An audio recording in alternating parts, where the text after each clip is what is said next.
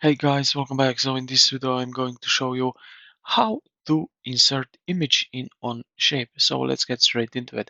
Now here in this primary Onshape document landing page, select this blues button here, create, and then select import files.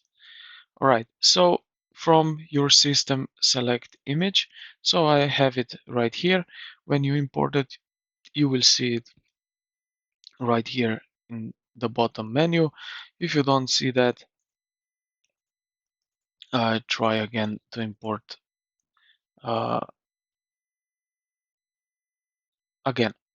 Now let's head over to one document. Here I will select this one, and I have drawing right over here that I can show you really simply how we can import that.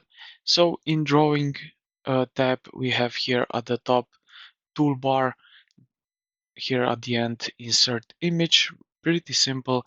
It will open this window, something like that, and you will find it in other documents owned by me. You will find this photo which we imported earlier. Now what you need to do is just make this square how big picture you want. Wait a few moments that loads up, and voila, we have image in our drawing.